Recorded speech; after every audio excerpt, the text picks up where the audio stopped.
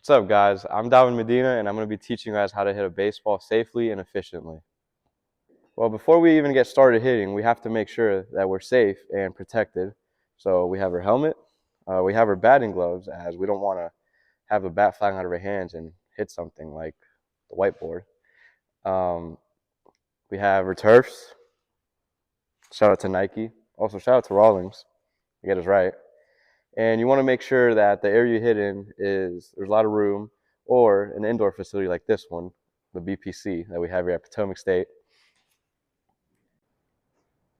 Baseball could be a very dangerous sport and impose threats to your life, honestly.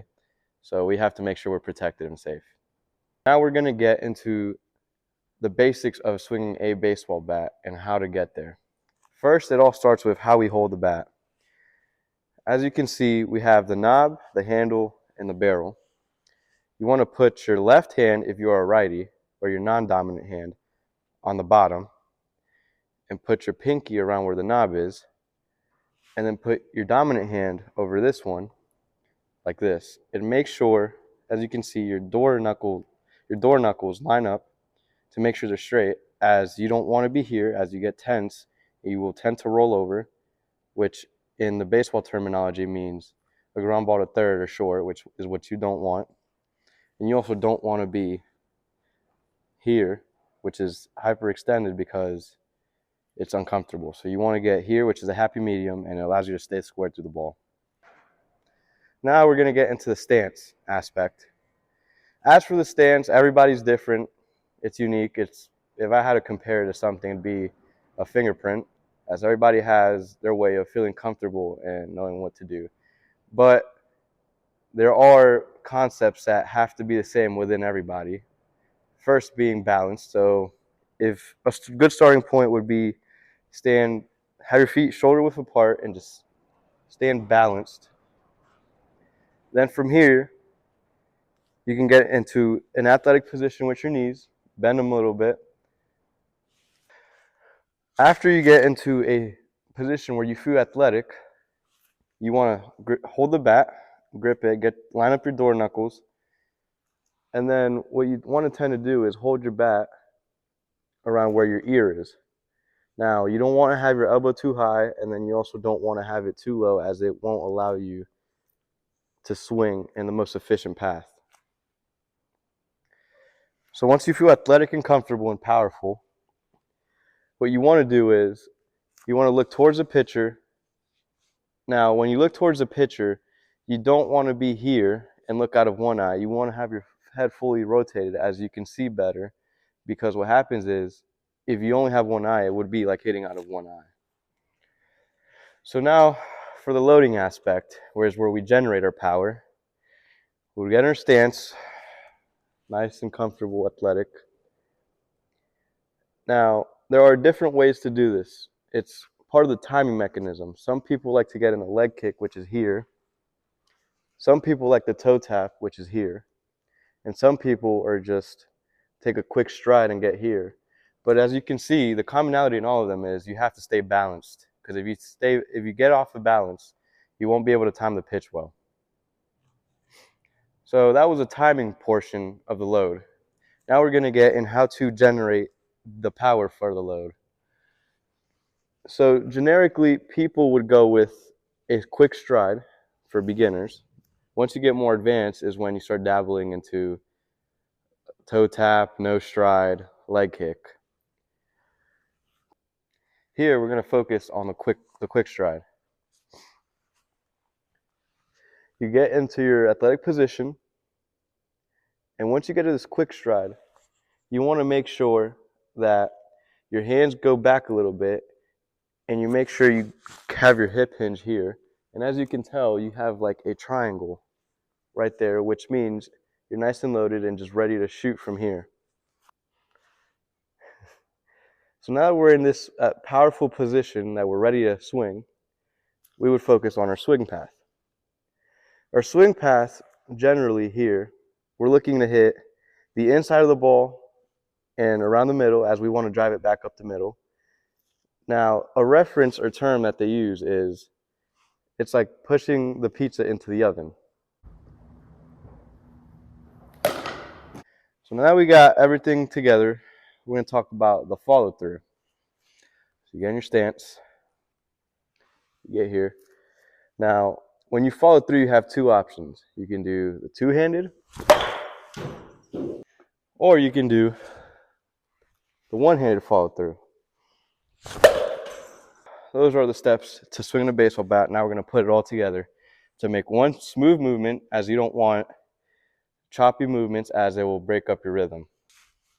And here's what it should look like.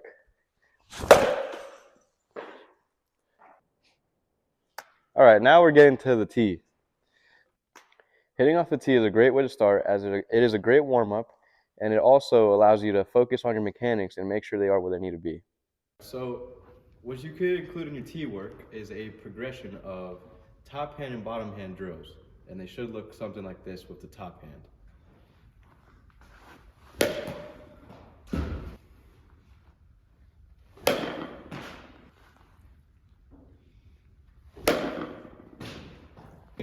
Now we have our bottom hand here. Also note, you don't want to use the whole bat, as it might be too heavy and it might cause an injury. So what you want to do is choke up a little bit.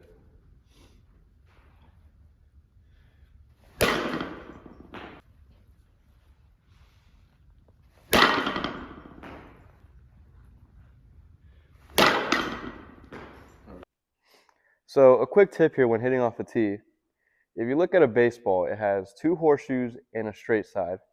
What you want to do is you take this right here, the straight side, you put it on the tee, and really focus on trying to hit the inside part of the ball on that side of the horseshoe.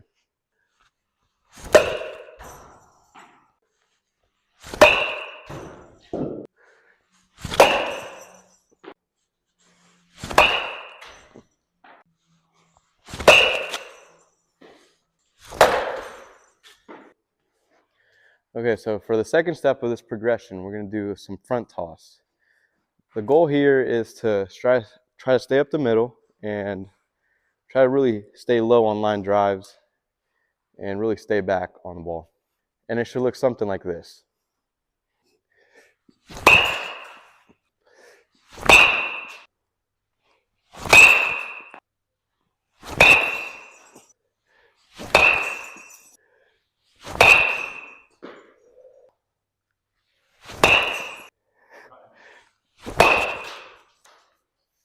And now for the last step of the progression, we're going to get some velocity work off the machine. Safety measures, of course. When you have someone feeding the machine, make sure they have a helmet. You want a helmet as well. You might actually need a little bit more protective gear, because this machine is throwing hard and you don't want to break anything. Or, like I said earlier, it could cause death, possibly. So when we do get to the machine, the goal here is to try to catch the barrel as much as possible, stay back, and try to keep as flawless mechanics as we can as we really look to drive the ball here. Our goal is to hit the back of the cage, maybe even to look oppo. And if we do pull the ball, pull it with some backspin. This machine is also capable of throwing off-speed pitches, which you'd have to set the dials to curveball, and we can get curveball work as well. When we work fastballs, it should look something like this.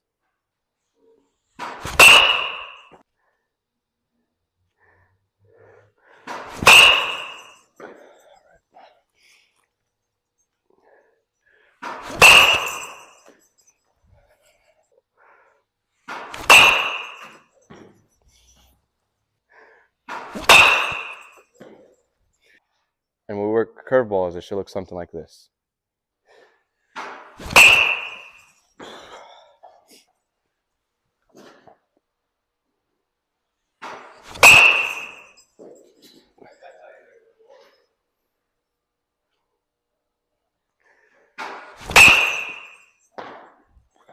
Stay back.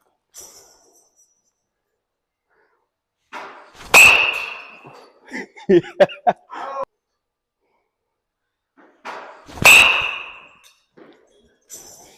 All right, one more.